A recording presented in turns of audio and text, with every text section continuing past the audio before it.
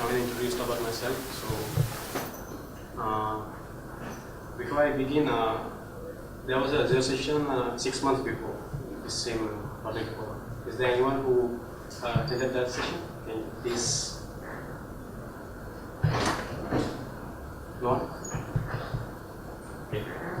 That's good. So I'm going to start from the scratch and go ahead. So I have already shared my agenda with you.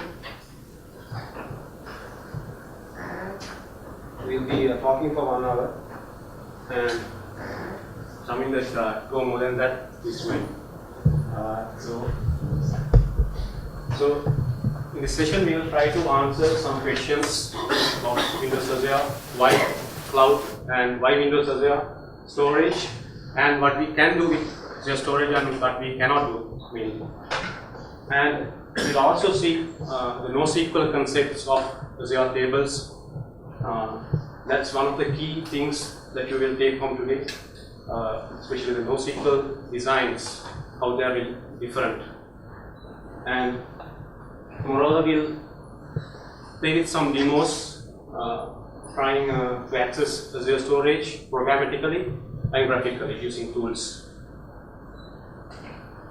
So to start with, just imagine when I explain the concepts, the theories, just imagine we are always trying to talk about some data with some kind of structure, and we talk about some kind of files, for example, some image files.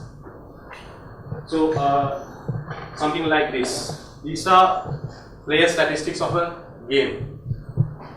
So it has stored statistic of a hero match, it stores kills, deaths, so those kind of data. And you take this image, each and every player has uploaded their profile picture when they play the game. So this kind of image is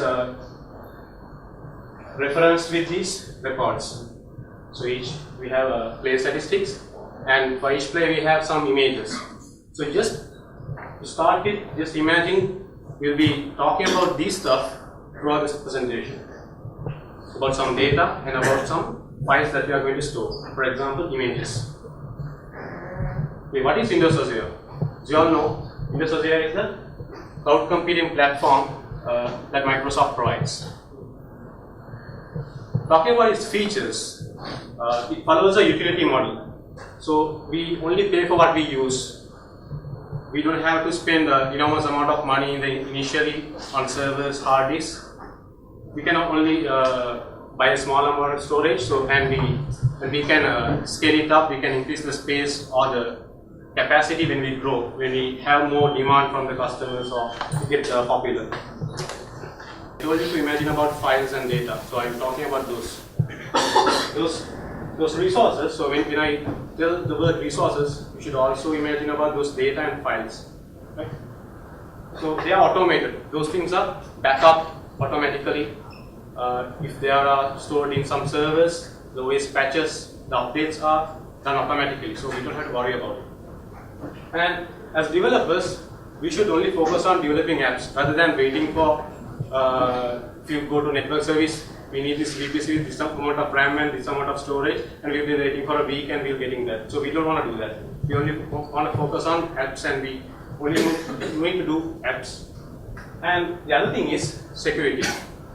Let's say the server is stored in our office premises. What if it gets destroyed with some disaster or someone destroys it? So all the security responsibility will be given to Microsoft. So Microsoft will be handling that. So all those are secure. And the other thing is, we can integrate these resources, those data, those images that I was talking about. We can integrate with on-premise application, our existing application that we have right now, as well as with cloud applications. And with the introduction of these technologies, this has enabled new scenarios that were not possible before. We will be talking about those scenarios in the later part of the session.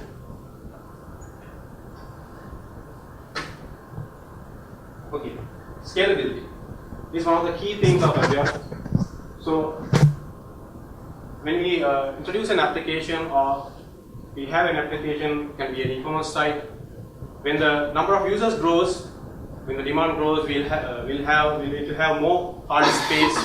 We'll have to have more memory, CPU. So, what if we can't scale with it? What if we can't answer to that demand? What will happen? Something like this. So, Azure answers this really well. It allows us to increase the resources very seamlessly. You can just go and select the drop down. You can say increase the memory, increase the storage in terabytes. So what is really cloud? Where is it located? So all those resources that we talk about cloud, those are located in multiple locations which are geographically different. So those are some locations, and they have been adding more and more data centers, and they recently added Japan. And when we are selecting our Azure resources, it is really important to select in a meaningful way. For example, if our data and files, they are going to be stored in Northwest, we'll have to also think about where our customers are. If our customers are in the same region, it makes more sense to store it there. And the other thing to consider is, if your application is hosted in Northwest, it will reduce the bandwidth of and transactions. So we can save a lot of money there. So as a rule of thumb, when we create Azure resources, it can be virtual machine, it can be Azure storage. We'll try to consider the location where our customer target is. So who will be really using the application, and we'll be locate those resources there. About Azure is availability. So what if your data is stored somewhere? Let's say, as I showed before, those are stored in a data center which is located in Northwest. And what if a tsunami hits there? All your valuable data will be gone. So Azure has introduced options for us. Actually, 3 options. First one is geo-replication. This will basically replicate our data in a different geographical location. For example, if you upload a file, it can be any file. It can be a database backup, or it can be a log file. It will take that copy and it will store it in a different data center which is 100 miles away. So it provides more availability. In case if the primary location is destroyed, you can recover it from. The second option is it provides read access to the secondary location. So what it basically does is, this is a read-only option they have provided, they have introduced recently.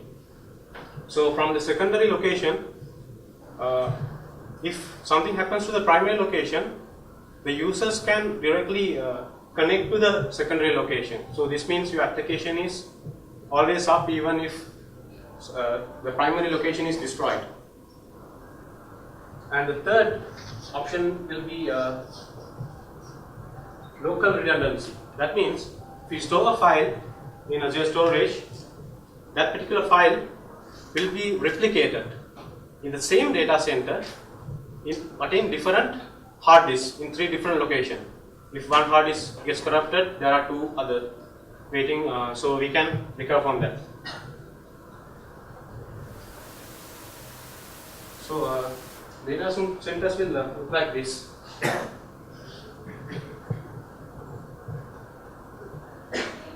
And the best thing about it is we can use what we know. They have .NET libraries, PHP, Java, so we can use what we know to build a scalable application with it. So as I explained, in the both whatever tsunami hits and the redundancy options. So this will be the default option, redundancy option for availability. So we will those options when we try to create a storage account. And what is a storage account? What is a cloud storage?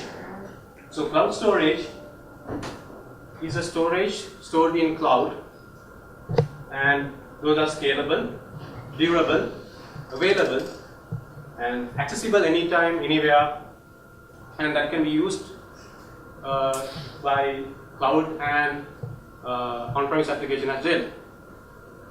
And they are secure and they are utility based. So this is a kind of a definition you can give.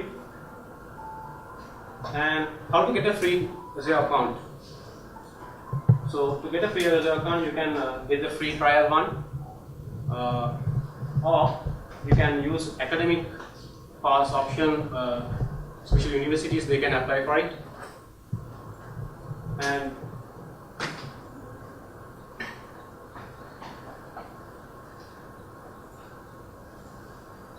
And also you can play with it with the emulators.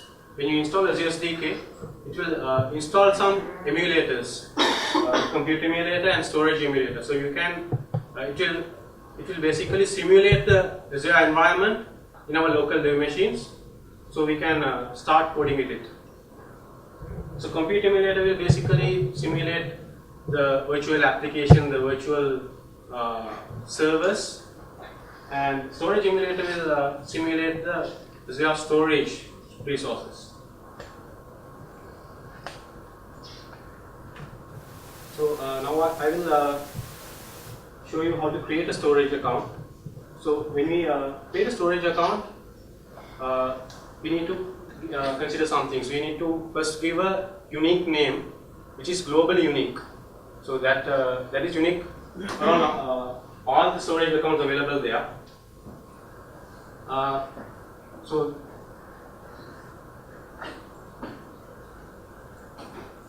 this is the Azure management portal. So this is a default view. It will show all the resources in all the items. So today we are going to talk about Azure storage. So we'll go to storage panel, and here we have the new button. We go to new and quick create. This is where we give our unique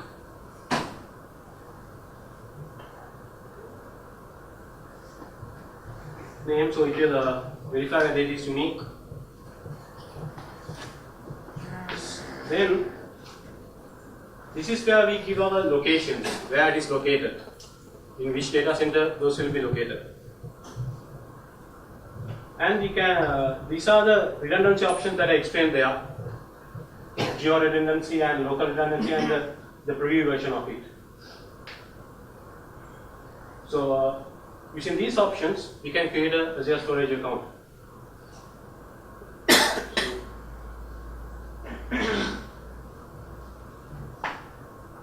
So we'll try to create one here.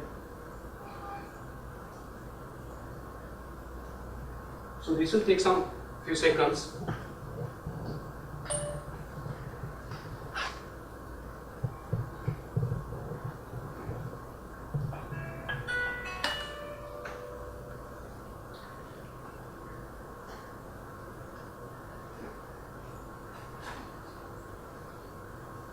Okay, this is one account that I have already created, so I will go inside that. If you click inside that, it will basically give some helpful links for you to start up with. And if you go to dashboard, you will see the Azure resources, which we will be talking about today. The access URLs for those. And importantly, there will be in the footer, there is something called manage access keys. You can see that. So this gives two keys actually, primary key and secondary key. We can use either of these keys to access our Azure storage accounts. So we have the global unique name and the key.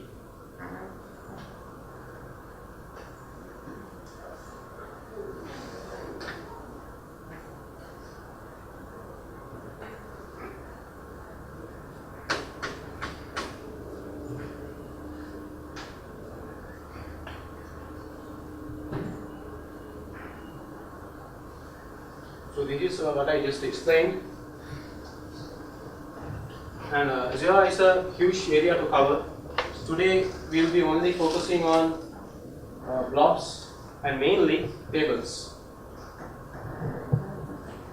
So what is tables? So when we start the session, I told you just to imagine some kind of data and some files, for example images. So tables tables are some non-relational structured storage. I will repeat, they are non-relational. There are no relationship between tables, so they are non-relational and they have some structure. And if you talk about blobs, these are simply files. Can be image files, they can be virtual hard disks, they can be video files, audio files, log files, database backups, and we are not going to talk about queues and drives. So how can we access those resources? Azure has provided us RESTful services. So using those RESTful APIs, we can access them. And why? So we have. I know most of you all have worked with relational SQL, mostly SQL Server. So why Azure Storage when we have SQL Server? So some of the reasons are, like sometimes it's too much to store. If you are storing audio files, huge video files, if you are storing huge log files or something, sometimes it's too much to store. And yes, you can scale it. There's some technology called sharding in SQL Server where you can add more servers, but it has its complexities. You need some experts to do that. And the other thing is, those files, if for example a video file or audio file, those are not a natural fit for a relational SQL table. SQL Server is not a natural fit. And however, we can put all those things, we have good experts, we can shoehorn those things to SQL relation tables. But why not try a technology like Azure tables and blobs, which is specially designed for that purpose. So that's why today we are going to talk about Azure tables. So Azure tables is extremely simple way of storing some structured data, and those are designed in a way that you can store petabytes of data. So virtually it's a capacity limit, maximum capacity is unlimited actually. So and it's cost effective if you compare with relational SQL. Storing 1 GB in relational SQL versus storing 1 GB in Azure storage is cheaper. And as I told, they are non-relational. There are no relationship between tables. Don't have relationships. And it follows the NoSQL design, which we will be discussing first. And it makes use of efficient key value lookups. It uses the concept called key value lookups, which stores all those data as keys and values. Key value. So this is a SQL table. So just to remind you, all these columns, they have columns. In NoSQL, we don't have columns. So in columns, we give rules, constraints, maximum character limit. We can give a lot of restrictions for it. And if you take a particular column, there is only one data type. It can be integer or string or something else. But in NoSQL world, it's totally different. So let's start to talk about NoSQL concepts. No relationships. And it doesn't strictly define the columns, or you can say there are no columns. For example, if you take, so this is a view of a Azure table.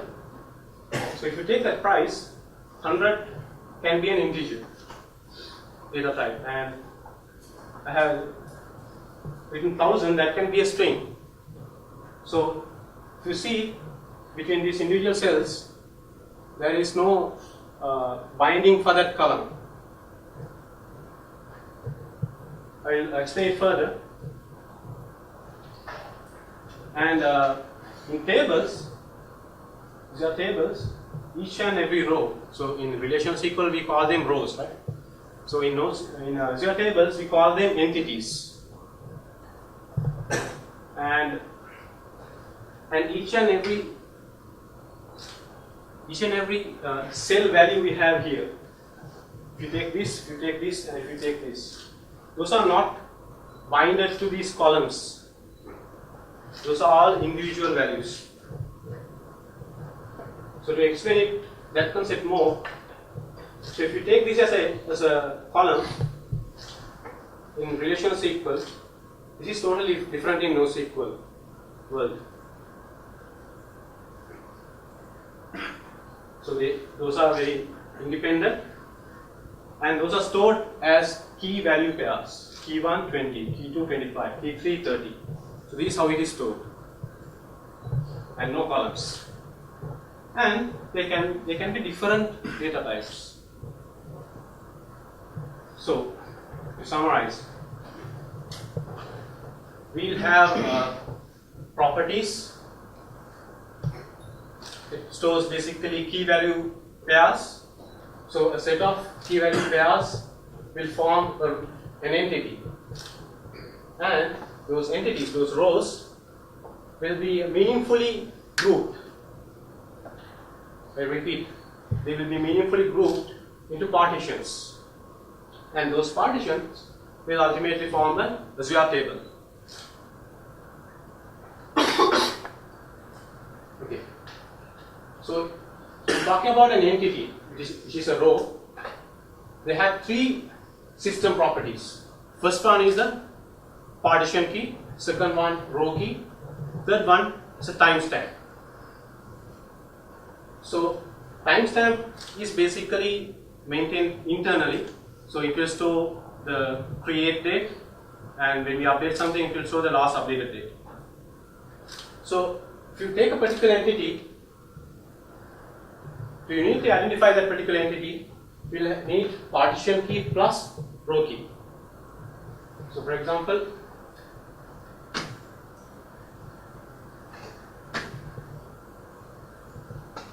if we take these two entities, having so partition key 1 and 2 having the same row key are unique, and there is no fixed schema. If you take this value, just think, can we do this in a SQL table, relational SQL table? I don't think so. For my knowledge, you can store it as a string, but if you give a date time data type, I don't think we can do this. But it is possible in NoSQL world.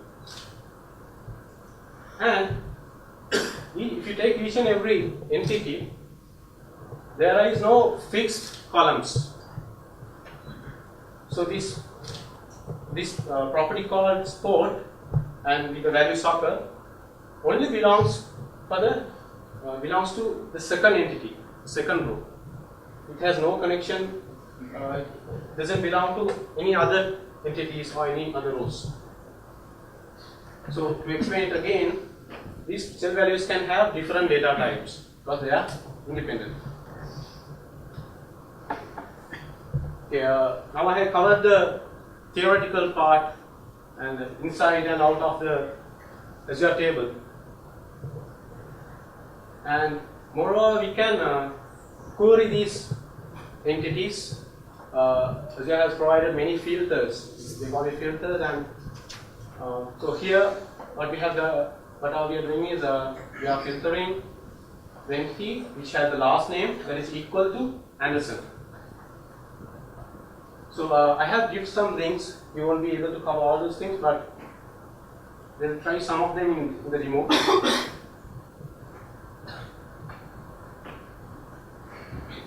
So when I do the demo, you'll get a better idea.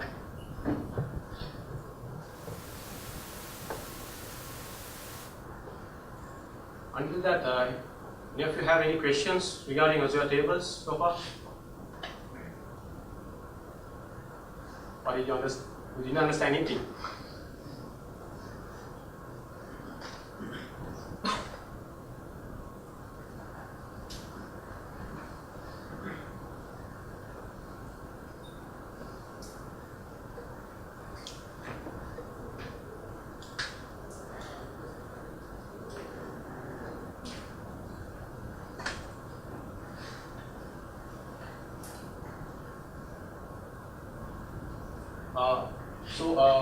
On this demo, we'll try to cover how we can use Azure tables using Visual Studio tools. So I am using the latest Azure SDKs. So you, in the window called Survey Explorer, you can access those resources, and we have many free tools available there. Azure Storage Explorer is one of the famous tools.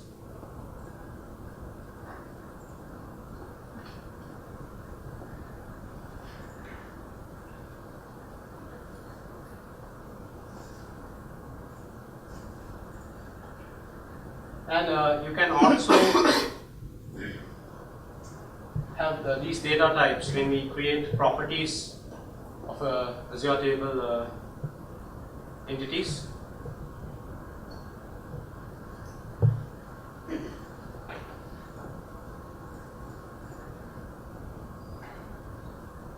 And we'll also talk about partitions under the notes.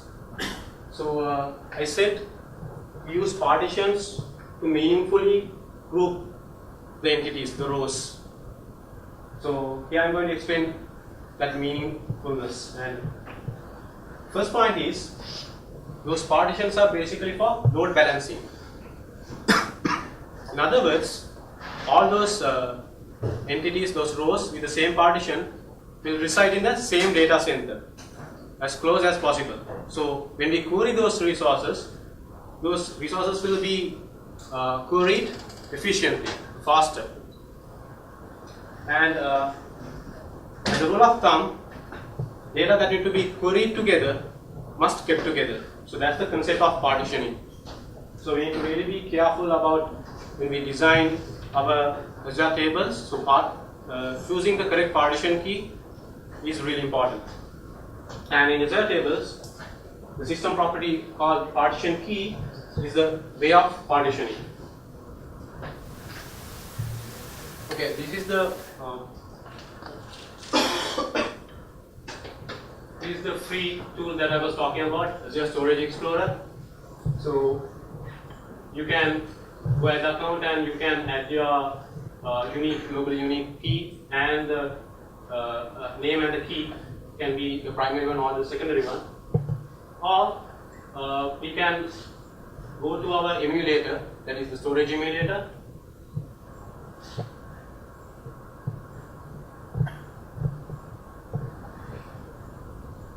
There's something on there. So it should display this emulator here, the account, storage account. So I will try to do the same thing here. So when you install Azure SDK, this node will be available in this Azure. And inside that, it will list down all the Azure resources. So what it does is, when we run a cloud application for the first time, it will use the interface hard drive, and it will use SQL Express, local DB, and it will create the emulator when we run the first time. So that's why it's taking some time. So here all the Azure resources are listed. If you go inside the storage, this is the development account, which is the emulator.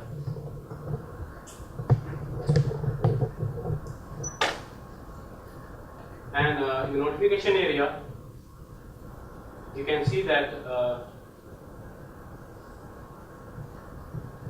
the storage is started. So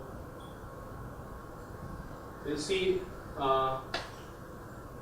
This is the storage emulator. These are the resources, resource URLs that you can try to access them.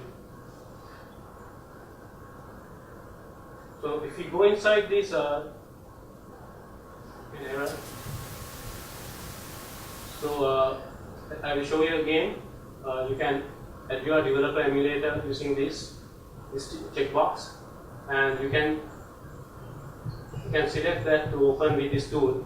So here, now we'll try to create a table. You need to go to the table panel, and you can select new, and you can give any name you want, and you'll create a table.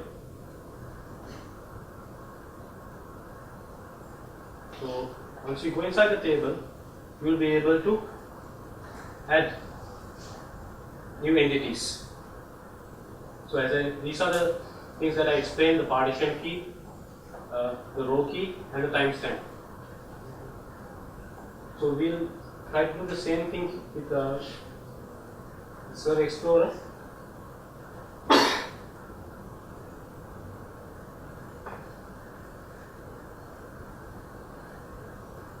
So we'll create a table.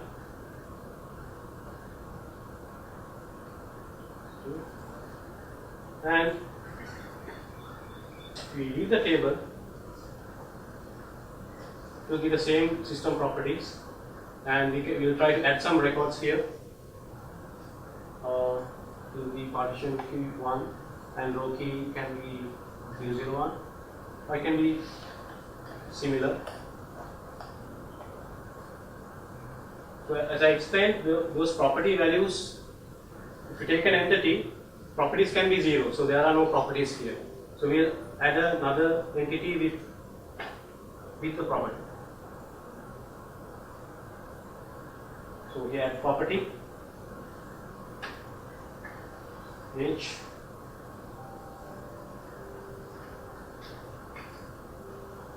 and if you see this, the data type is string here. Okay. And we'll try to add another record.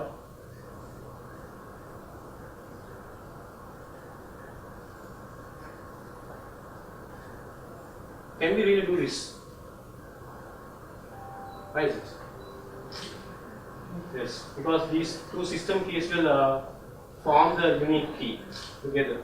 So we'll try to put it in different partition. And we can give a different data type. So in the previous entity we gave string. Here we are going as integer.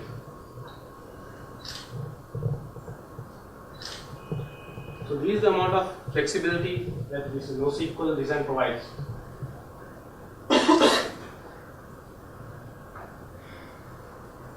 And if you see, unlike in relational SQL, when we try to add an entity, it doesn't give the previous age, previous property values. So it is really independent, all of these entities. So moving forward, so these are some examples of partitions.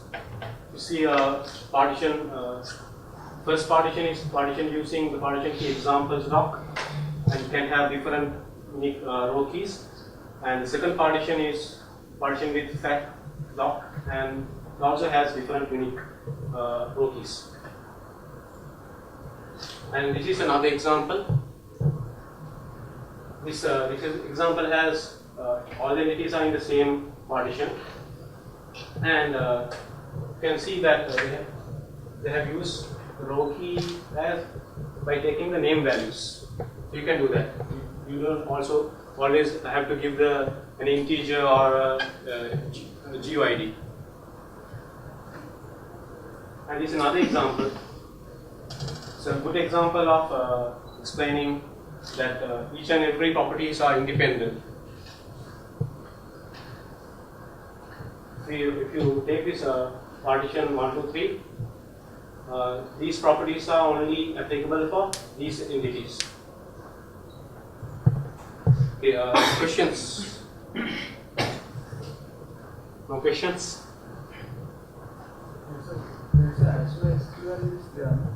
Yes. What's the connection that can be? Azure SQL is simply the cloud version of SQL Server. So what I am comparing with here is also with that. So it has its limitations. It has a lot of limitations in, compared to the on-premise SQL Server, but we can simply take it as a cloud-hosted SQL Server version. Okay. So in that version, you can get table like this? No, that is different. That is relational SQL. That is totally relational SQL. This is no SQL. Okay.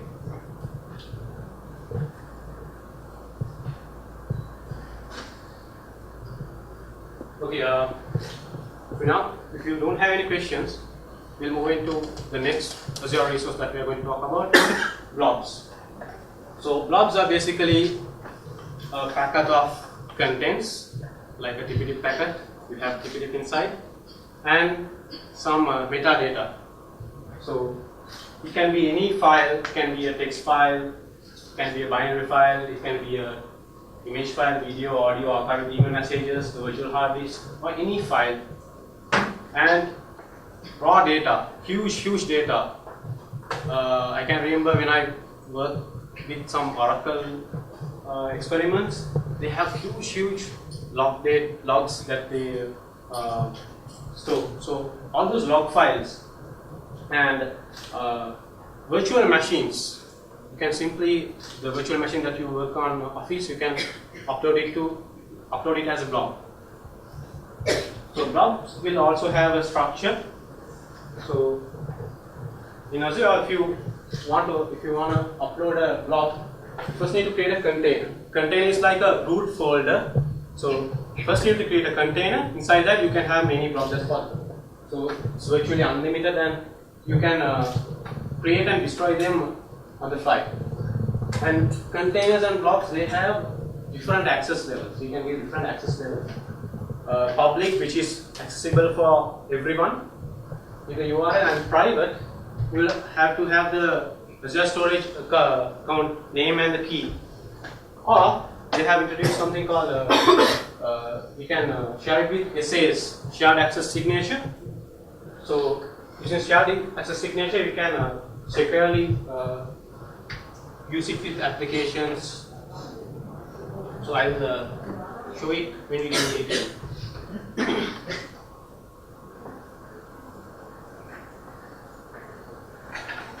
So this is we'll start demos.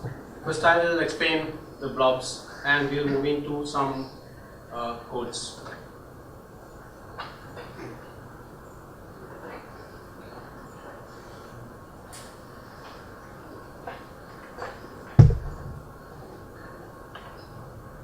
Just like we created Azure tables, we can also create blobs.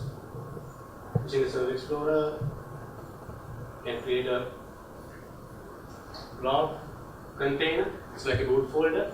And this, okay, too short.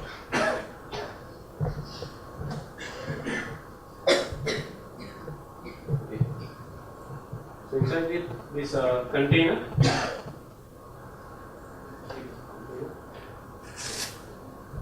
Here we have upload blob, so we can simply upload our files. It can be any file.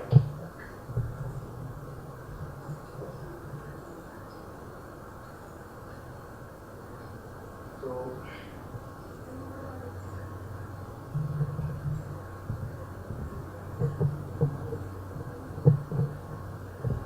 we upload this file, and it will store the metadata, and you can get this URL. So this is basically stored in the emulator. This is the emulator URL and the storage account. is the emulated URL. So we can right click and copy the URL so we can use it. So if you just simply copy it, and if you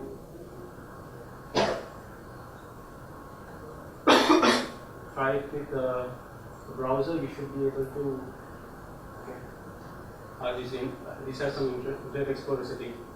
Otherwise, it should display the image. Okay, we can do the same thing using this tool. We have the container, and we can upload a new blob. So this will upload a blob, and if we go inside, we'll be able to see the image. And as I said, those are content and some metadata. So these are some metadata that it stores. So let's move forward with the demos. So I have here, I have a cloud project, and I have a web application inside that. So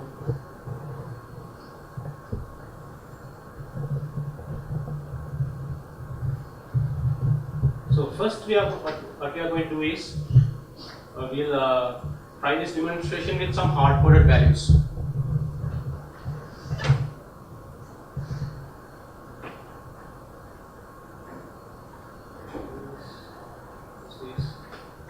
So here you can see we have an entity called product.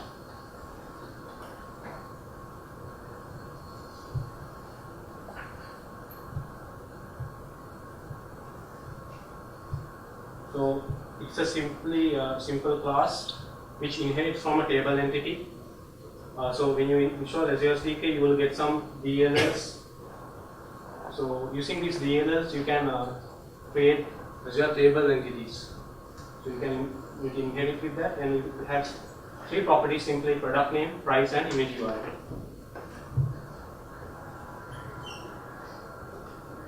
And I have given some values, hard-coded values, and here I am trying to use emulated Azure blobs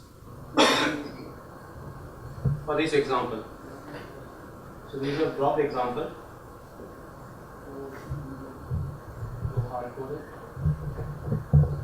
And you will see I have simply binded it to a big view. These values are really hard-coded, and these two values are from the emulated blob environment.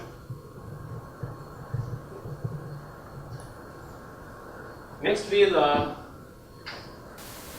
try to use. Okay, thanks.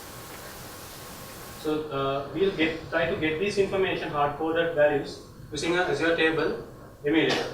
So if you here, what I have done is some small code changes. So we need to use a cloud storage account object. Here I have stated that we are going to use the emulator, that is the developer storage account. Using this account, we are going to create a client object. Using this client object, we are going to get the reference of the table products, and using that reference, we are going to query the table. So this is simply a table query object that I have created. Since we have not given any conditions, it basically acts like a select all statement. So then I have simply binded it to the grid view. So these are the values that is coming from the Azure tables, which are from the emulator. I'll show you. This is the product table. You select it and need to query it. These are the values. Then we'll try to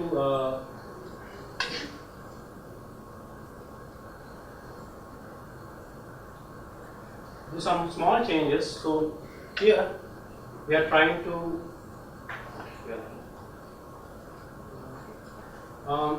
connect to the real Azure storage account. So To connect to that, we need the unique ID, the storage ID, and the key. We'll use the storage credentials constructor for that. And that's the only change that I have done in this file. And we'll try to do some queries. Here, using generate filter condition, we are querying partition key that is greater than or equal to 1.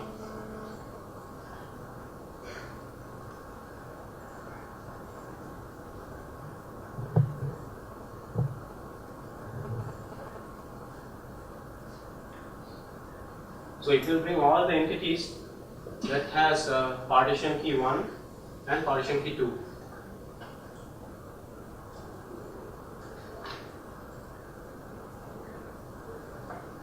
And we'll try the other queries as well. Here we are bringing only the entities with the partition key 2 equal to 2.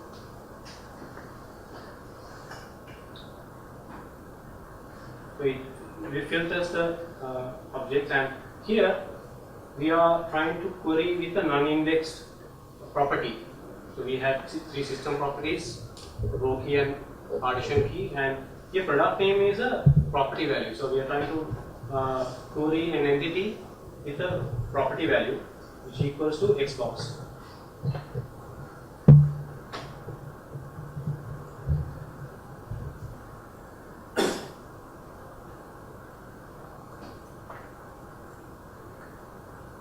So this should bring on the Xbox record only.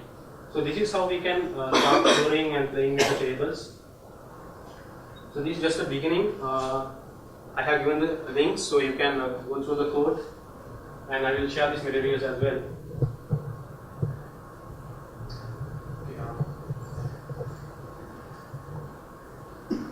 Do we have more time?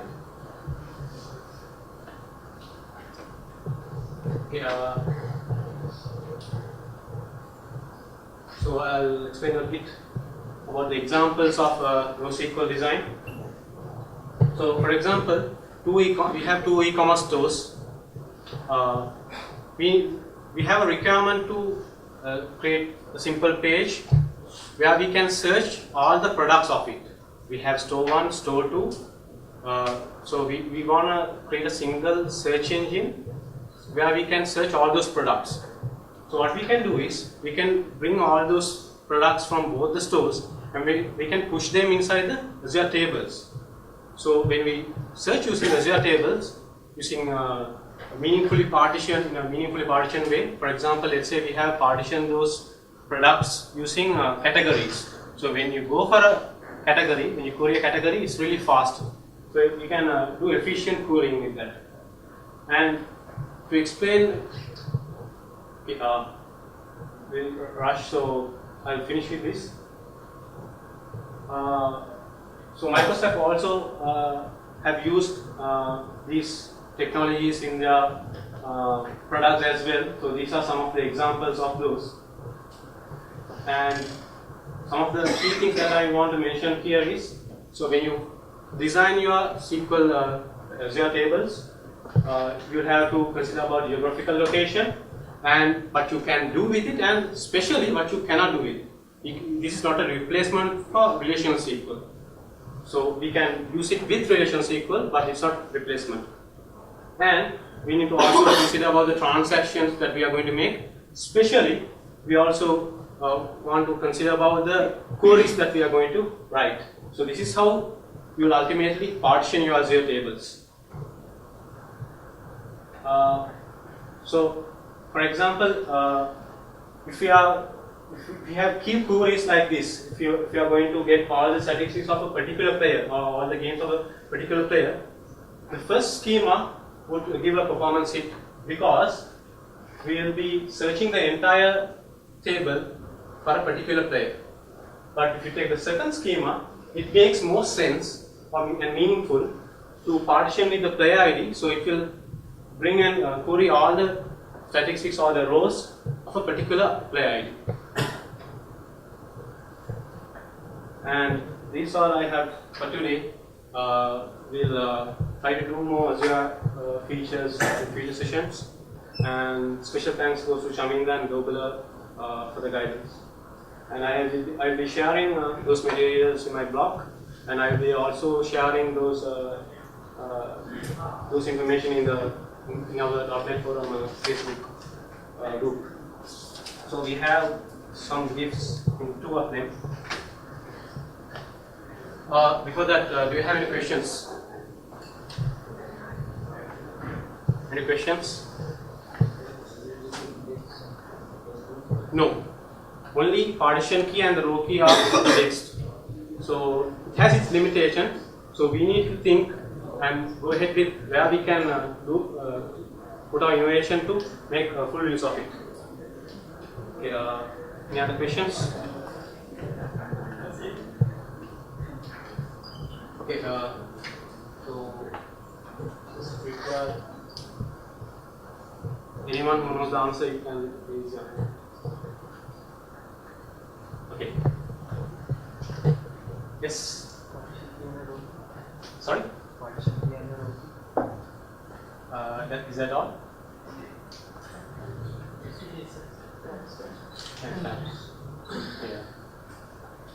Yeah. Fully, then we'll move to the next question.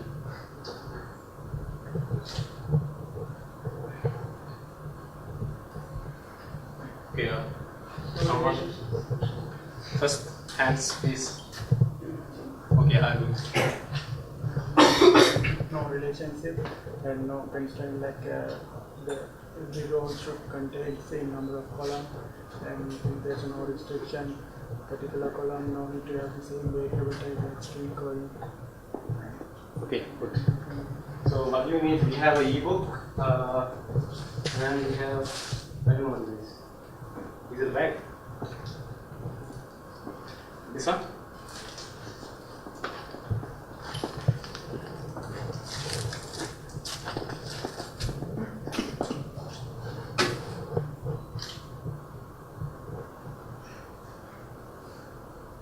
Okay. Public, private,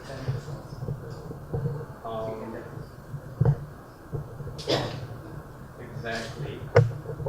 Can you explain more? private key, Okay. only user can access. Public level is distributed, and signature access would be shared between public and private. So public is basically for everyone, and in the private level, you can also use the key as your unique key and the unique name and the key to access it. So other than that, the secondary feature that Azure has provided is the SAS. So thank you. And thank you very much.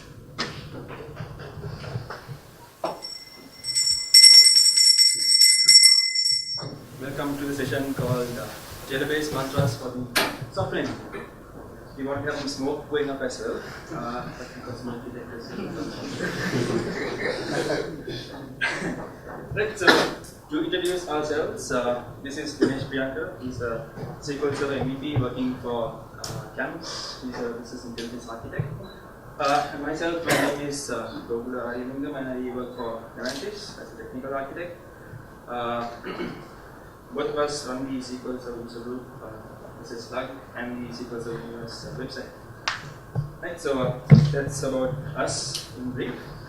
So today's session, why we decided to have this session, and why we invited to have this session at your .NET Forum, is because a lot of software engineers have trouble and issues with databases. We've seen a lot of software engineers, especially juniors, who have lots of misconceptions about databases. A database is thought of as just a file dump or a data dump and nothing else or nothing more. So that is why this session. We are divided it into 5 parts. Actually it's 4 parts, but one of those is programmed into further 2 categories. So we'll be taking it alternatively. And to start off, we'll be talking about database design and table design considerations. As you know, creating a database or designing database and then moving on to designing tables is the first thing that you will do when you are dealing with databases. We'll talk more about that. Okay, right. First of all, just tell me how many of you guys have involved with database design and writing codes against databases? Almost all. Can I consider you as database engineers or .NET engineers? First one or second one? Second one? Okay, right. So this is what we have seen. Like most of the time, if you are a .NET engineer or Java developer, you always focus on your code, right? Like C# or Java. You fully focus on the code you write, and do not give much focus on the database design, table design, and SQL statements, right? So we have identified a couple of things based on our experience, right? Areas to be considered when it comes to writing SQL codes, designing tables, designing databases by .NET engineers. Okay, so these are the things we are going to discuss with this session. Again, like if you see that the things we are going to discuss are really easier for you guys, you have to tell us. Okay, and again, if you see that we don't go into details, but we always go in a very high level, you have to raise your hand and tell us. Okay, and not only that, you have to talk. You have to ask questions from us, right? And we'll be asking questions from you, right? It should be more interactive.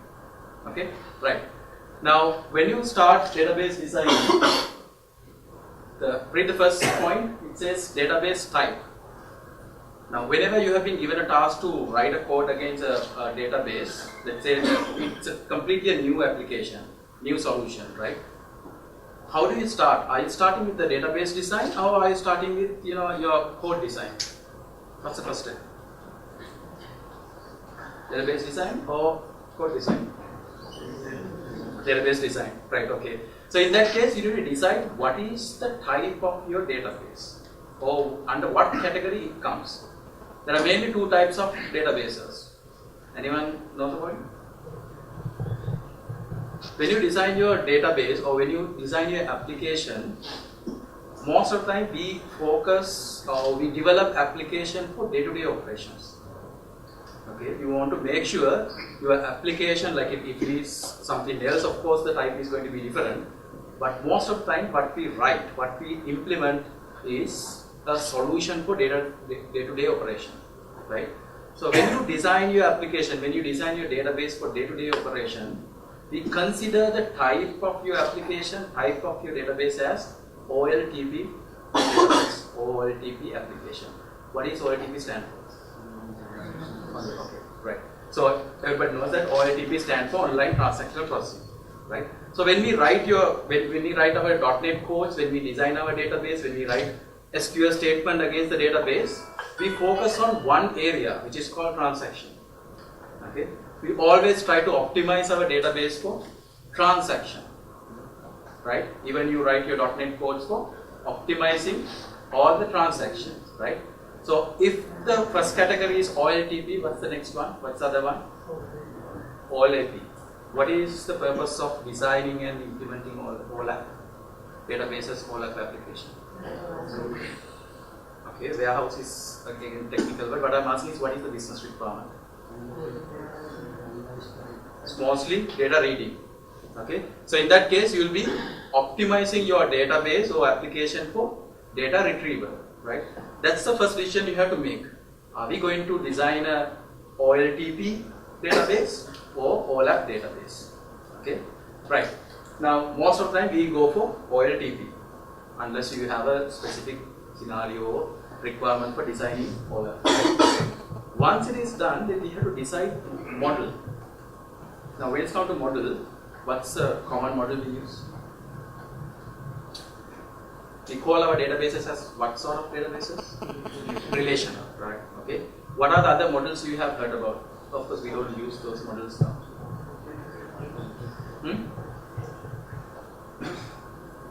We have hierarchy type database model, network, right? Nowadays we don't use. We completely focus on relational databases, right? I assume that okay, your application is OLTP application, and you are going to design a relational database. Now, now there is a set of theories, rules to be applied for your design, called as normalization, right? When it comes to normalization, there are set of rules. We initially focus on first three, but there are 3.1, 4, 5, like this, right? Now, what you have to decide is whether you are going to make your database normalize or denormalize. How do you decide?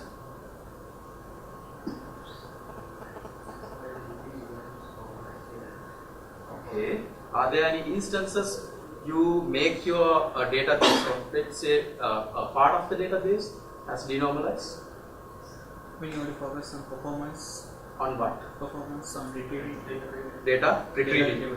Yes. So most of the time, our database is going to be a combination of normalized elements or entities and denormalized entities.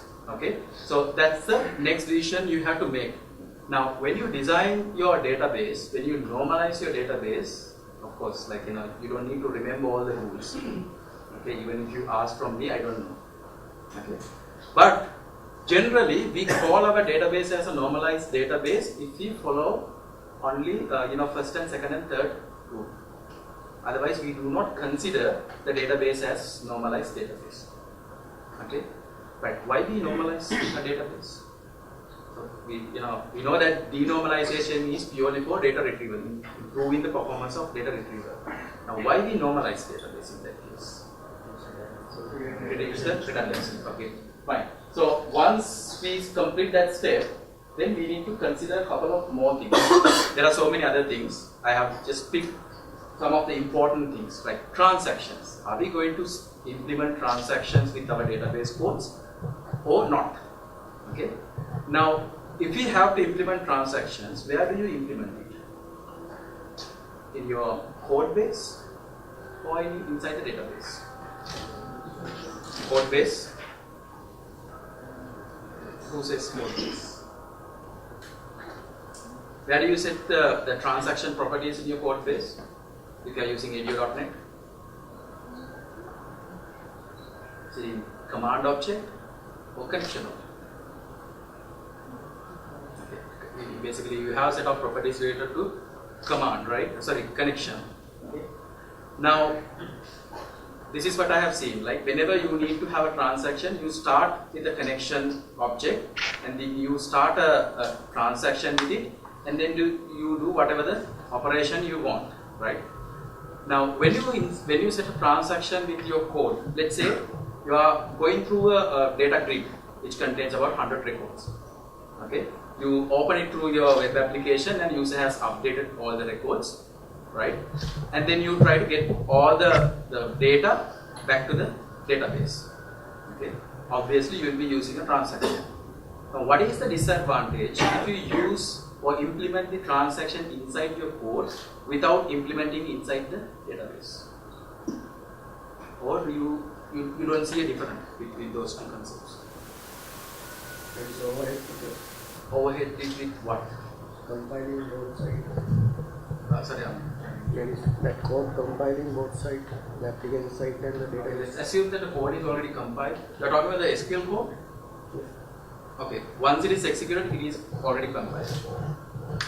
Do you see any other overheads or disadvantages or any advantages? Yes. Okay, one disadvantage is actually you are maintaining all the logging mechanism with your codes. Okay, right? Now, when you implement a transaction with your .NET codes, in addition to the data stream or the set of data, you are syncing between your application and then the database, right? In addition to that, you have to maintain additional resources for maintaining the transaction. That because the transaction is completely maintained by your code. Okay. So the recommendation is always pass those sort of implementation to database side. Okay. How do you start a transaction with SQL? Using what? Delete tran and commit and roll back. Okay. Right. So you need to make sure if there is a requirement for transactions implementation, Okay, pass that the functionalities to the database and then handle your code. Okay, so in that case, like let's go back to the example we discussed. Okay, you are going through a set of records in the grid and you have to pass all the records. How do you pass it? Let's say you have to update all the records. Okay, 100 records are there, everything in the data set now. How do you update all the records? Are you passing everything as a merge? As a merge? Batch. How do you pass a batch? What's the technique you use if I'm using Editor? How do you have written, like I'm sure that you have written such application. If you have to pass 100 records with updates, how do you pass it back to your database? Looping one by one? Is that the way? Yes, okay. The best thing is not to iterate through your data set. You just take the whole thing and pass it as a data table. Do you know that SQL Server stored procedure can accept a data table parameter? Yes? Okay, that is the best way. Put it to a data table and pass it as a data table parameter to a stored procedure. Okay, so then you don't need to worry about multiple connections between your application and the database. And then you can actually handle the transaction inside the stored procedure. Okay, what's the advantage between, let's say one way is you can write individual update statements, or else you can have a stored procedure. What's the difference between those two? There's no difference at all. You get more benefits in terms of caching in these stored procedures. Okay, right. So that's about transactions. Right. If you have any other question related to transaction, you have to ask. Okay, I'm just continuing. Right. Okay, there are so many things related to transaction. If you have faced some issues, or if you want to discuss, some of the areas related to transaction, just tell us. Okay. Read the other word, transaction, and what's the other word? Concurrency. What is concurrency? What is concurrency?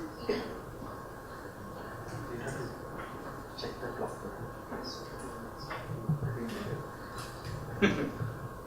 What's a concurrency? Concurrency means like you're allowing multiple users to access same resources without letting them to wait. Right? For example, let me give you an scenario. Let's take the same scenario. You're updating customer information. Okay. Now, when you start the transaction, either using .NET code or SQL codes, you start with begin tran. Okay. Now you are updating record one by one inside your stored procedure. Clear? Right. Okay. Now, when you update like this, another user connects with your database and executes a code against the same table. Just a simple select statement. What would be the result? Let's say you have given a report with your application. One user logs into the grid site or the update section and he updates records. Okay, another user go to the report section and he tries to get a report which is related to customer. Can he get the report? No. Yes. Who says yes? I heard no. Say no. Can someone give an explanation for both yes and no? Have you tried it? If you have started a transaction, explicitly, no one will be able to retrieve data from that table until you roll back to the transaction. It is not possible unless you have partitioned your database or data table. The reason is when you start a transaction like insert, delete, update, it locks the table exclusively, right? And then it stops all other access. Like if I try to retrieve data, I won't be able to insert, update, delete anyway. Okay, but even if you try to execute a select statement against that table, you won't be able to get records because the table is exclusively locked.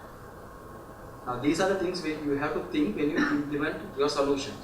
You might be implementing a nice set of codes for handling your updates that are coming from your data grid, right? You might have written a nice SQL statement for your report too, but customer has to wait because report is not coming.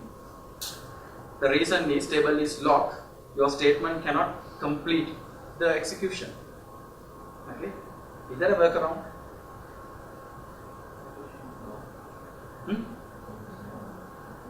Yes, no lock, or there are some other things like this is where you have to understand the concurrency. Concurrency is all about giving your information to users without making them waited or making sure that they have enough all the information whenever they want, right? Have you heard about something called isolation levels? Okay, it can be implemented through .NET. It can be implemented via SQL codes too, right? What is the default isolation level? Can give one of the gifts if someone can answer. Raise your hand. Yes. No. Yes. Read commit. That's the one. So that is one of the gifts this class. It's a what's that?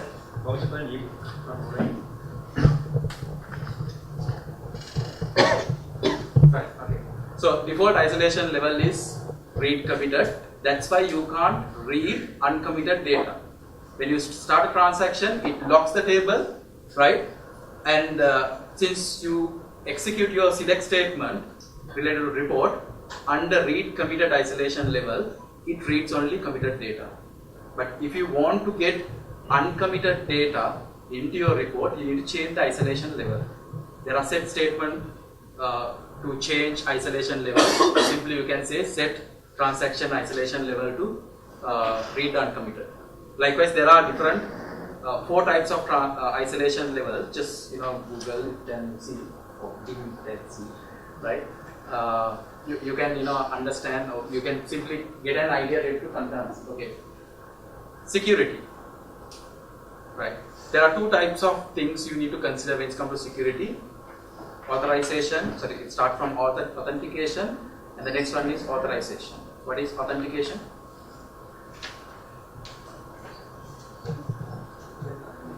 What does it mean by authentication?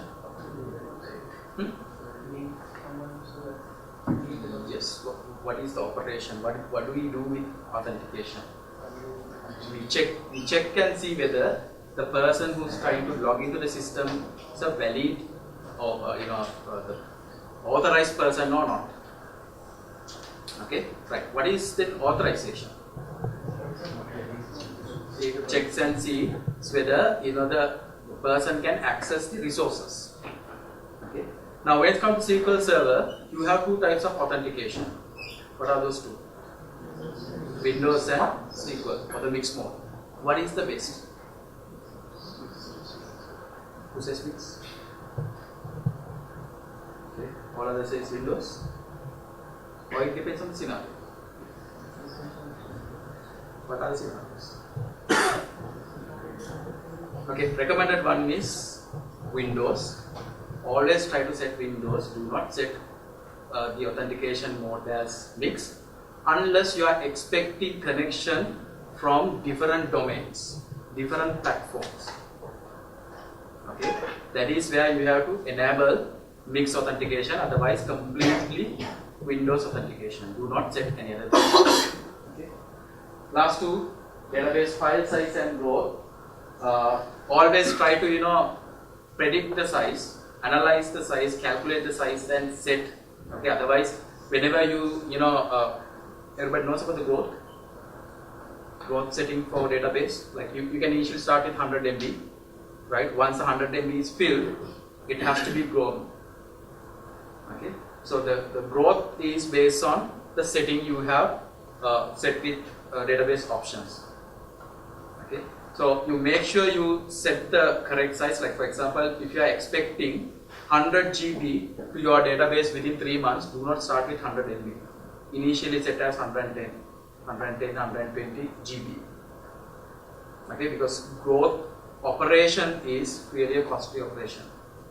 Okay, so always calculate the expected the volume for your database at least for 3 months and set the database size based on it. Okay, location and file system. I'll quickly talk about file systems. How do you store your database? Where do you store your database? Have you ever created multiple database files for your database? You just open the management studio and give a name for the database and hit the OK button. Is that the way you have been doing? How? Okay. If I have to create multiple files, if I have to add multiple files to the database, what is the advantage of it?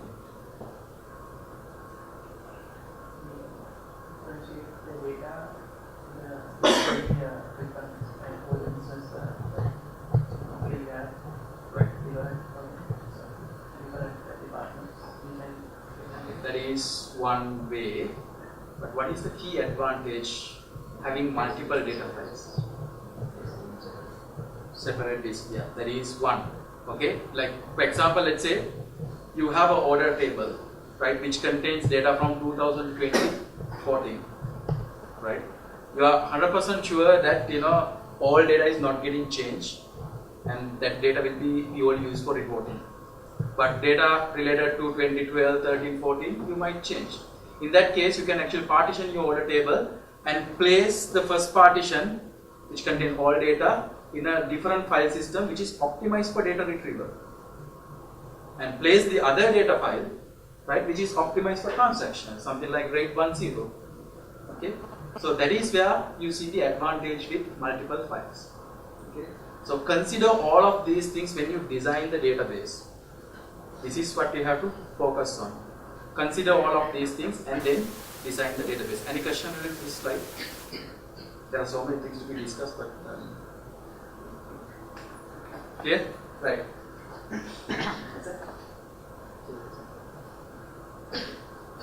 Right. I'll pick a couple of things from this. Now we talk about database design. Now this is about table design. Everybody can understand the first one, right?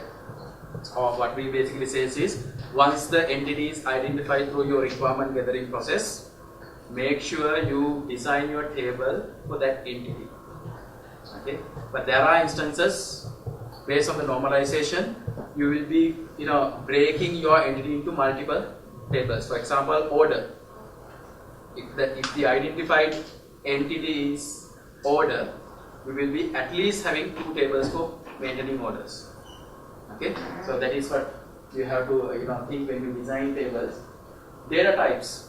Okay. Okay, answer this question. If I have to maintain the attribute called age for, let's say, employee, what would be the best data type? Short. Okay. C#. I'm talking about SQL Server.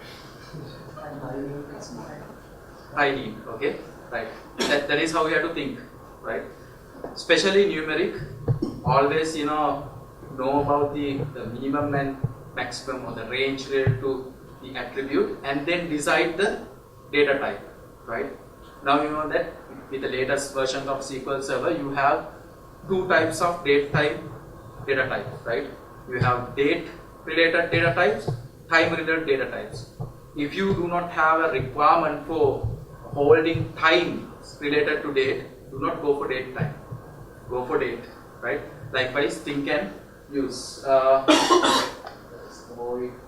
What is duplicated data types? What does it mean?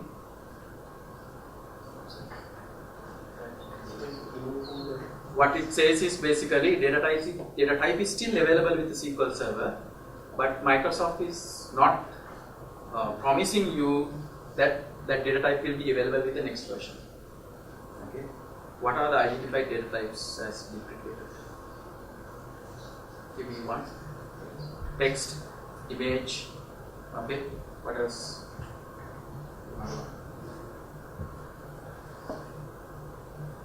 Verb identity. And text. Text and in-text and image. Okay. So do not use those data types.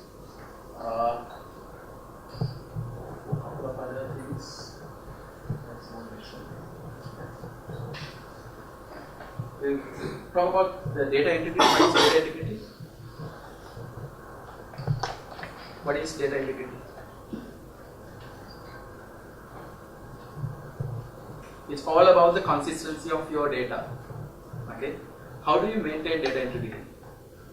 There are 3 types of data integrity. What's that? Referential integrity. What are the other 2? What is referential integrity? Yeah, basically relationships between 2 tables, right? What's the constraint you use for implementing referential integrity? Foreign key. Okay, right. What are the other 2 integrity types? One is called entity integrity. What is it? It is related to what? Entity means row. Okay. What are the things you can use for implementing entity integrity? What sort of constraints? Primary key, unique constraint, or the unique index. Okay. The other type is domain integrity. What is domain integrity? That is related to columns. Okay. For example, not null, default. Those are the constraints. Now, what we used is basically we actually implement those sort of rules and integrity related things with your code.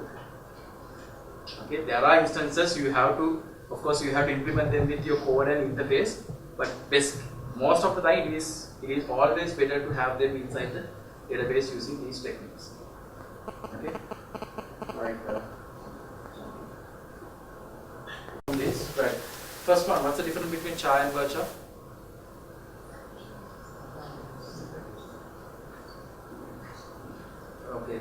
Okay, if I have to use char, fine. Okay, so what's the disadvantage? Like space, you're worrying about the space. Any other disadvantages? Let's say I set as 20. You still worry about the space?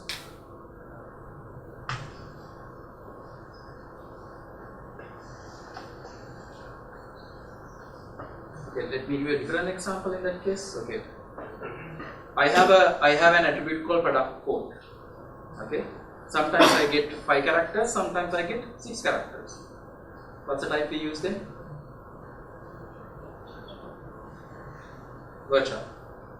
Okay. Right. So if I use char 6, will you still consider about 1 character?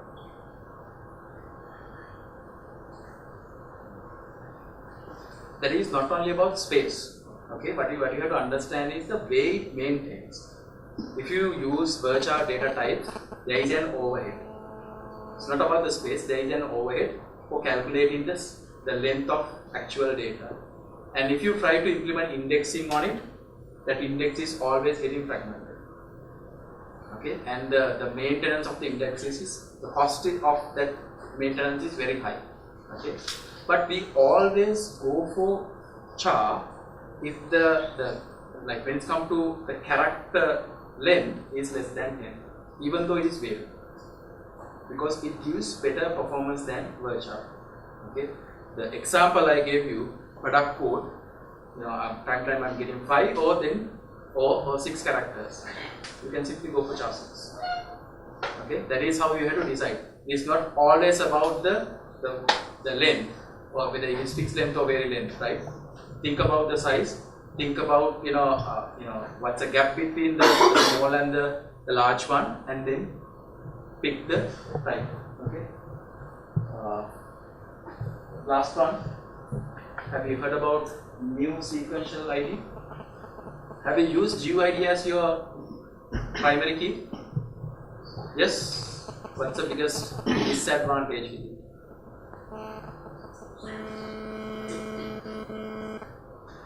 What's the biggest disadvantage? Yes, but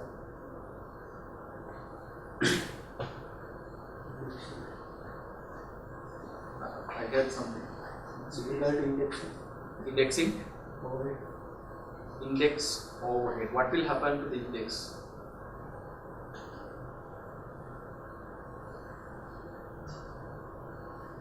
maintain GUIDs for your primary key, right? Since, okay, another question.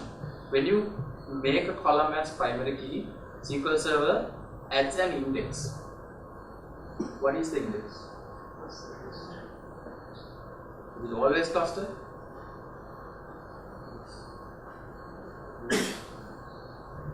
No. Okay, it depends. If you have already added a clustered index, your primary key will be linked with an unclustered index. Remember it. Okay? Right? When you click on the primary key icon, selecting a column, right?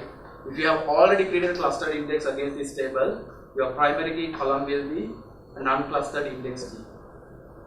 Okay? Now, if you have used GUID for your index key, what will happen is, since there is no order, your index is always getting fragmented, externally fragmented, okay, which will slow down all your operation, all insert, update, delete, even select, okay, because your records are here and there. Whenever you say, select all from customer where ID equal whatever your GUID, since there is no order, it has to go through, all your pages, not randomly. There is a process, but it takes time, okay. So if you are using GUID for your clustered key or your primary key, make sure you use this technique, use equational ID for generating GUIDs. What I have seen is, most of the time you generate the GUID through your .NET code and pass to database, which is completely wrong. Okay, you always make your database, data table fragmented. So remember this, if you are maintaining a primary key with GUID, do not generate your GUID using .NET codes, hand it over to the SQL side, again use this function. Okay, right. Now, when we discuss about the table, we have something similar to table which is called view. Okay, you see a difference between a table and view, or it is a similar set type of object for you?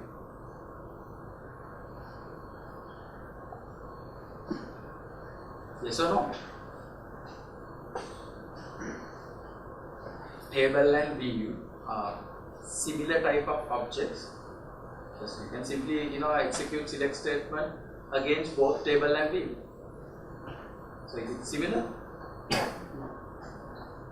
Okay, we discuss more on views. You can continue with the views. Thanks. So, what's the answer to this question? Views and tables, are they the same thing? What is a view? It looks like a table. You select all from a view, it looks like a table, right? It's a virtual table. We call it a virtual table. Why? Because the data that is shown in a view is can be data from one table or from more than one table joined together and shown to you in the form of a table. Just like a little window into one or more tables inside. And why do we have views?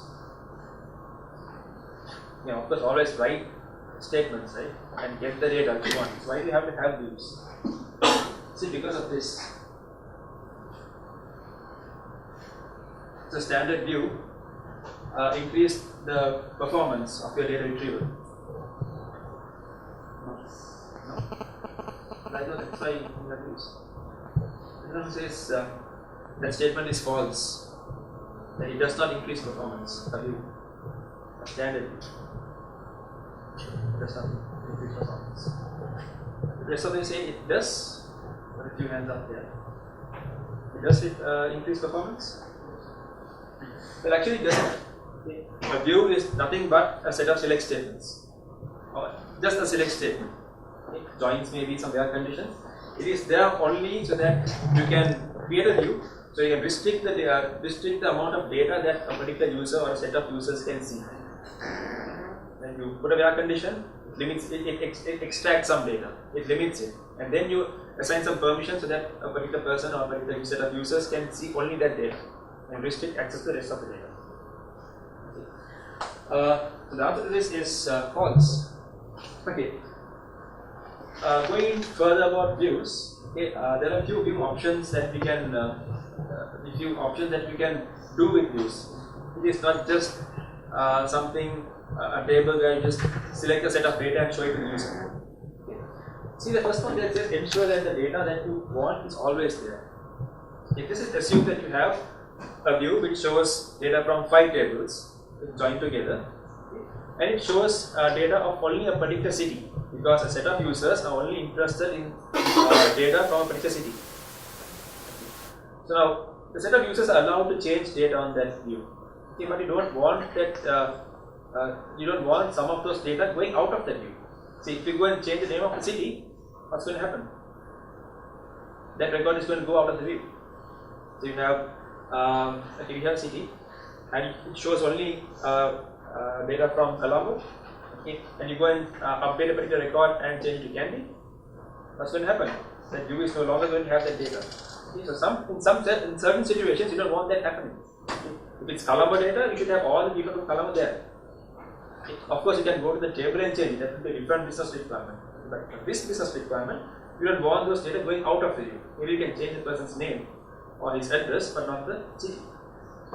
Okay. So a view allows for that kind of an option. And the other one is to ensure that your view does not break if you go and change the structure or the scheme of the tables that are underlying. Say a view is made up of 2 tables, data from 2 tables. You go and remove a column from a table. Okay. And then you go and select from that view, and that column is required in that view, and because that column is no longer there, it's going to fail. How do you restrict that? Okay. So those are 2 important things that you need to consider when creating views. Okay. Just you look at some code here.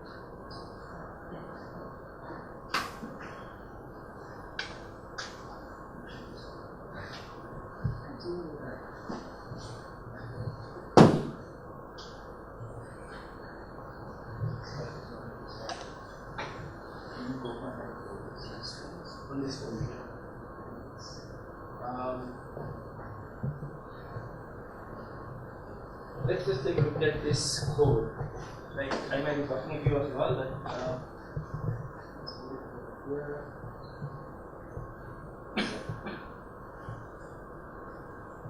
I'm creating a view here.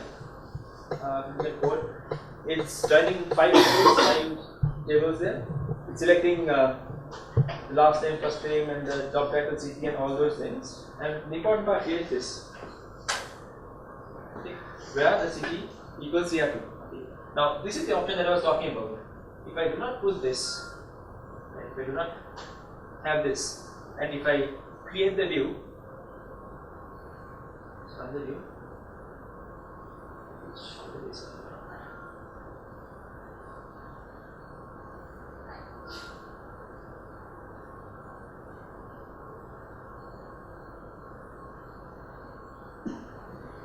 run this.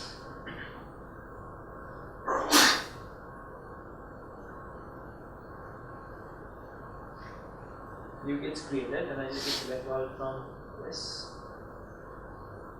It gives me 44 records there, and all of them you can see is here. Okay. If I go and update this view with this select statement, with this update statement,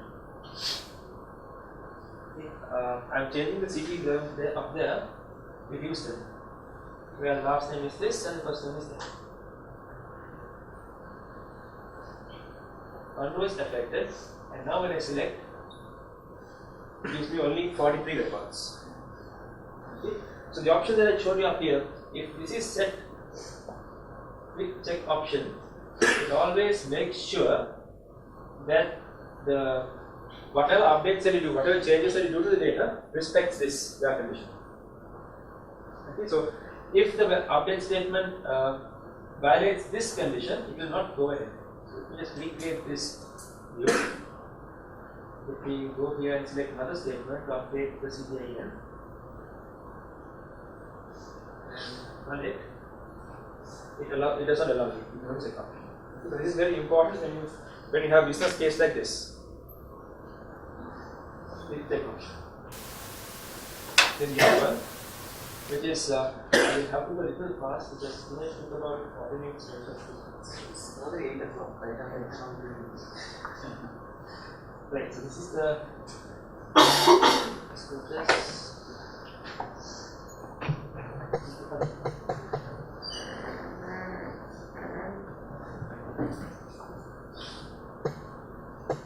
here, what I'm doing is I'm just creating a new table called employee website. same view that I had earlier, Seattle only, but I'm going to add a new table to that. So what I'm doing here is creating a table called employee website, which has the same ID as the employee and the website name. Create it, new table. Then I'm going to populate it with some sample data. So we have entity ID and some website. Okay. I'll populate that. And I create the same view again. This time I have the new table also joined here, and I have the new column also there.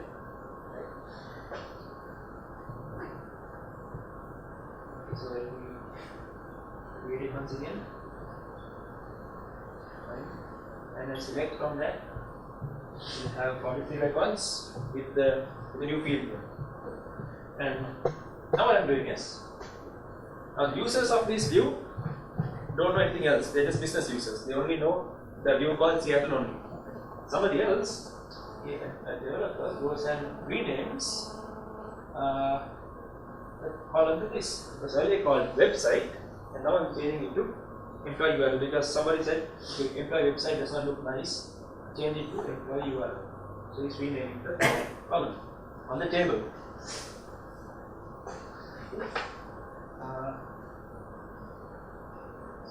Why? Because I have something called with schema binding. Okay. With schema binding will not allow me to change anything on the underlying tables, the structure or the schema of the underlying tables, which would break the view. Because if I go and change the name of that column, the view will break, because the view will be expecting column called website or employee website. Okay? Right. So these are two very important things that you need to consider when you are designing your views. It is nothing related to performance, it is to do with business rules and business logics. So moving on about views, there are a few more options. One thing is, there's an SP called SP refresh view. It's a system stored procedure. Okay. Let's just assume that you have a view. You have not used schema binding. It's just a normal view, right? Which means if any changes that you do to the underlying tables, it's going to affect the view. It might break the view. So there will be scenarios where you might not have used schema binding. Okay. And there's a whole bunch of views that you have, and then some maintenance task comes up, and you are ordered to say remove a few columns and add new columns, or rename some columns across 4 or 5 tables. And these 4 or 5 tables may be using, may be used by another 40 or 50 views. Okay. How do we know whether the new changes are going to break those views? Unless we run those views or execute those views, we are not going to know. Okay. What we can do is we can use SP refresh view on each of those views, okay, and check if or refresh those views and check if those views are broken or not. Okay. In some situations, if you don't run SP refresh view, refresh view, it will give you unforeseeable data. Okay. I'll have an example to show you that. It's always a good practice. If you do any changes to schema, and if you have a lot of views, run SP refresh view on all of those views. It will refresh all of those views and make sure those are not broken. If it's broken, it will show you. So you can just make a quick script, to loop through or something like that, and run it across all the views. Okay. See, this little bit of code here.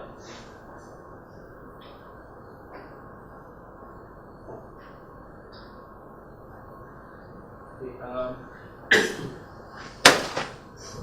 recreating the same table as earlier.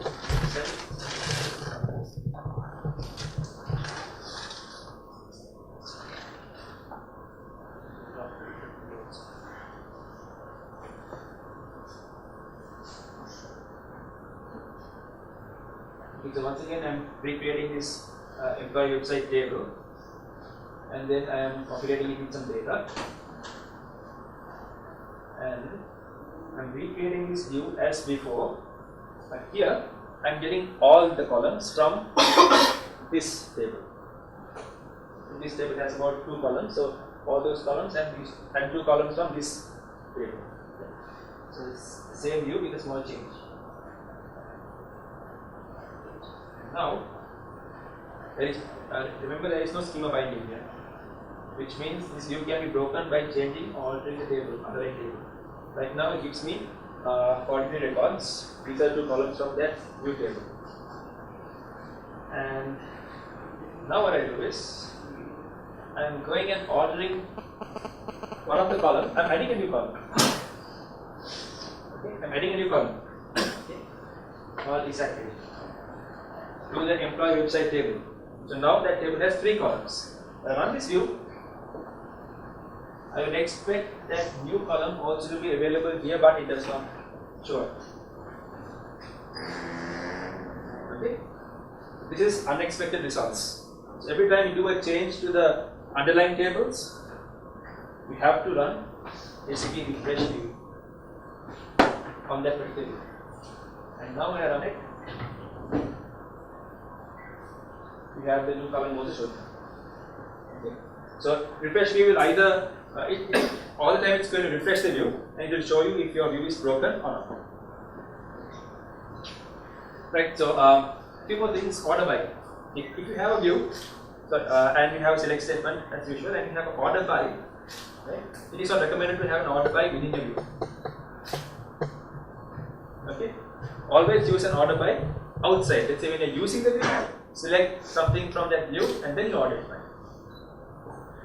And nested views is when you use one view inside another and then another view inside that one and keeps on going to several levels. That could hinder performance. Okay? We find that a lot in CRM, dynamic CRM. We have views inside views inside views. Okay, which we run those views, the topmost view, it's going to take a long time to execute because a view is not optimized for performance. It's just a select state. Okay. So that's one thing that you need to avoid or try to avoid. Don't go into too many levels of nesting in views. And then finally you come to something called index views. An index view is when you create an index on a view. So now you have heard about creating indexes on tables, right? You can also create an index on a view. Okay? There are lots of rules about it because it will not work on any view. So there are certain, say if you have full outer joins, you cannot create an index view. You cannot create an index on that view. Okay? So likewise, there are so many different rules that you need to follow to make sure that the view does not have all of those things in order to create an index view. But when you create an index view, it's going to increase performance. Okay. Like to talk about more about these indexes, we have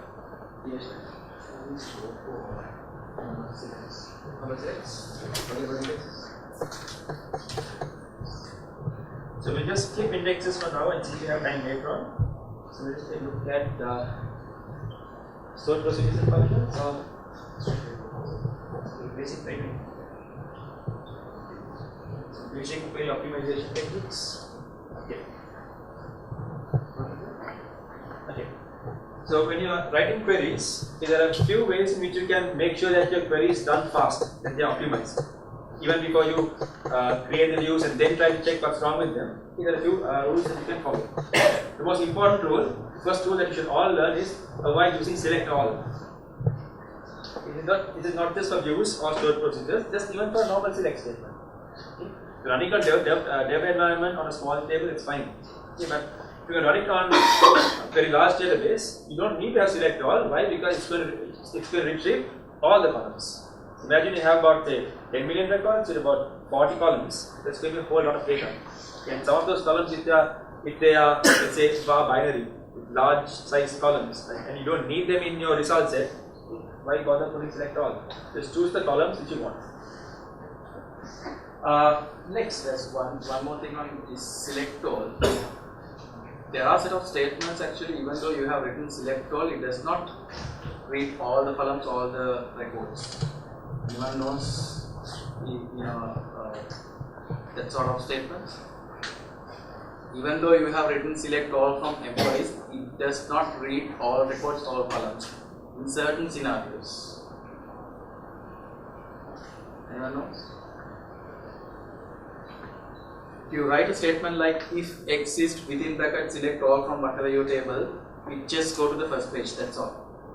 It does not read all the records. So no harm of using select all in statement like if exists. Okay. And next most important one is to avoid non-searchable search conditions. Search means search argumentable. Okay? That means there are certain predicates and operators that you can use in a where condition or in a join to restrict or extract information. So like the equal symbol, the greater than symbol, like, between, and all those. A few of them give you good performance. It will make sure that the indexes that are created on particular columns are actually used. Some of them don't. Okay, so you have to make sure that you don't use non-searchable search conditions in your queries. Okay, I'll just show you a couple of examples to explain that much more effectively.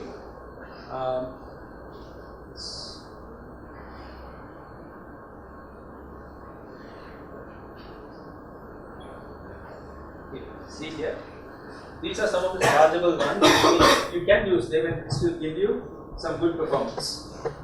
Equal, greater than, equal to, between, and certain like statements. I'll come to that. And then there are some which will rarely improve performance.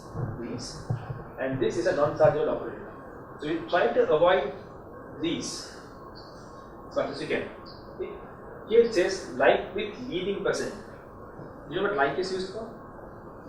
Searching for particular patterns, right? Right. So you can use like situations like this, like without leading percent, like R and percent, X and percent. Okay, but if you have percent first, then it is unchargeable. It will not give you good performance. Right. So moving on to examples. We have the percent table. So from the same table, I'm getting the first name and the last name. My last name is like this. Now this is searchable, so it should work faster. Shall get the execution plan also done. Any one of you all know what an execution plan is?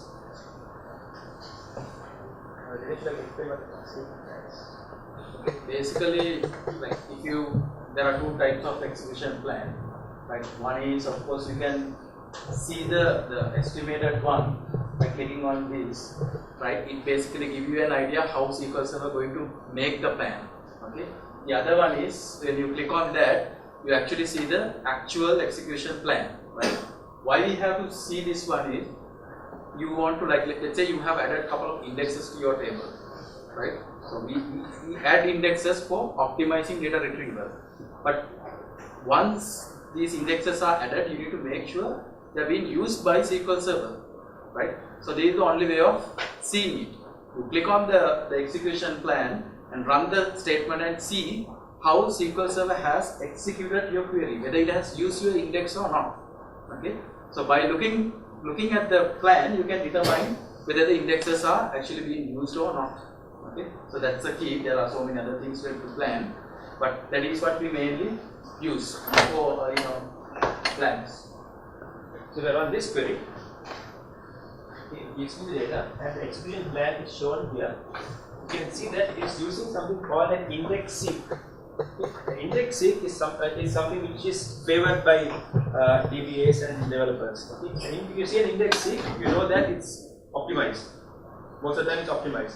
That's because when you have an index tree, when it's looking for data, it does not do a scan, it does not go through all the records in the index. It goes and fetches the exact data that it wants, so it's much faster. A scan means it's going to go through all the records in the index. Okay. So here it's doing an index seek. Similar query, the percentage comes up in front.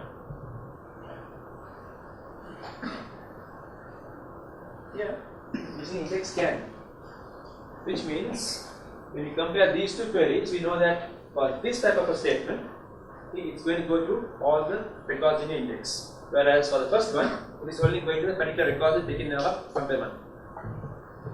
Okay. So we know that we are using like, this will be much more favorable. So try to avoid these types of where conditions. Okay. Next one. is on the modified date. So I'm getting the same two columns, first name and last name, from the same table, and here I'm getting where the modified date is equal to 2003. So what do? I use the year function on modified date. Okay?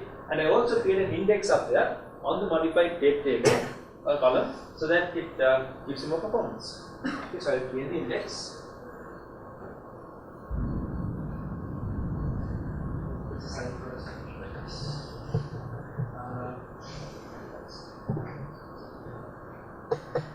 Right, and now I run the query. Let's see what happens. See, using the index, it is using the index here, but it's doing a scan. It's doing a scan on the modified date, which means it's going through all the records in the index to find the year 2003. The same query, here there are how many results? 378 rows.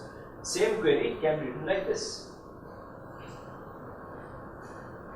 Okay, where modified date is greater than that and less than this. It will do the same results. This time,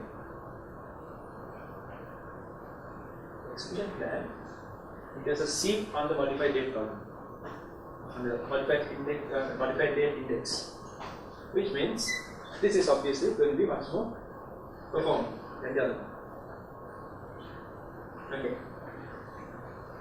That's what happens here. Even though we have an index on it, we use a function on it. As soon as you use a function on a column, the index C doesn't do index C. You just do an expression on it. Okay. So avoid performing these kind of actions. Maybe you can do this, have modified date on this side, and then do something on this side, like what we have done here.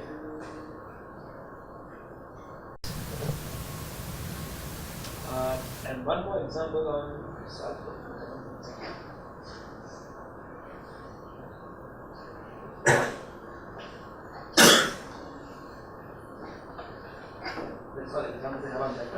so there are so many different operators. Always make sure that you do not do any expressions on the column on which an index is created.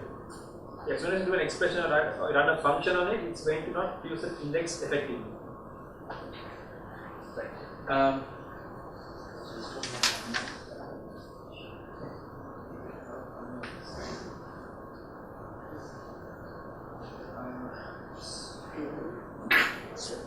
Okay, so over here, the first one is what Dinesh talked about.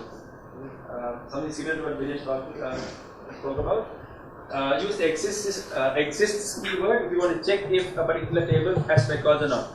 There are a lot of situations where you need to check whether the table has data or not. So like he said, use exists rather than doing a count.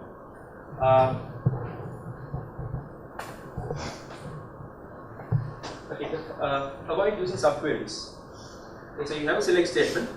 Okay, you have a where condition. The where condition is a select statement. Okay, so try to avoid using that kind of method. Rather, you could use joins. The table which you are getting a subquery from, use that table as inner join. You join the records and then pull out the data. That will be much more efficient. Or you can use the CTEs. Have you heard of common table expressions? You use common table expressions when you need to do complex queries. Let's say you have set of data, select statement with a couple of joins. Okay? You need to get the result of that, and from that you need to write some more queries, some more joins, and then again get the result of that, and then do another query. Okay? So usually what we'll do is we'll write subqueries.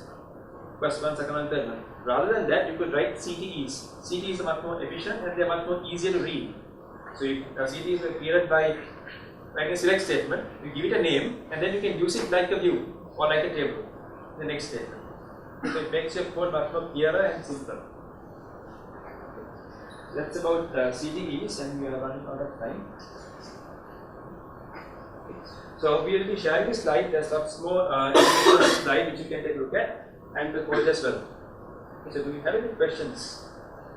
What's the difference between views and CTEs? Okay, a view is an object that you create. So once you create a view, it is already stored in your sequencer. A CTE is created temporarily. Okay. So right after a CTE, you have to have a select statement to use that CTE. Okay. After that, that CTE is no more there.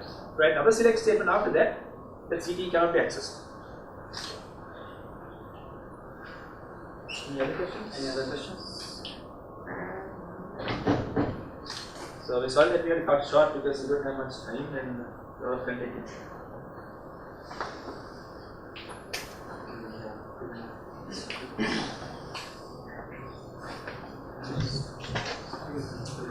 Okay, we have 2 more items to give you guys.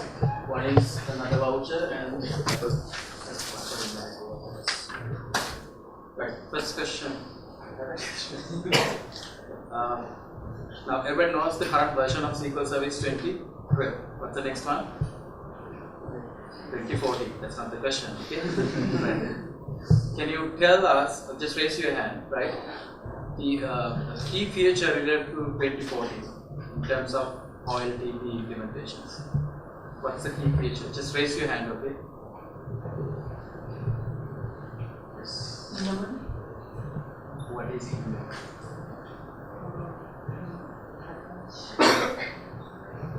Any other answers?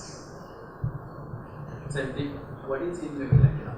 Of course, even if you run the select statement now, it runs on in-memory. So, what's the difference?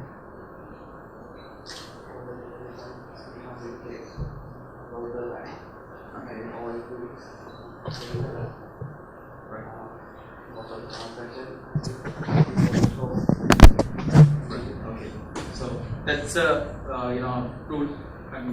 key advantage with in-memory technology. We call it as in-memory OLTP. But what it basically does is it allows you to create a table in memory.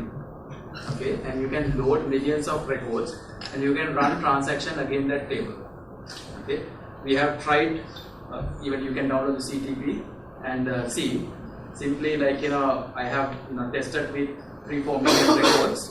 You can update all records within 3-4 seconds. Okay, like you don't need to have a high-end machine. Even let's say the machine has about 8 GB max or something like our laptops. You can simply update all 3-4 millions within less than 5 seconds. Okay, so that's the advantage you get with 2014. So.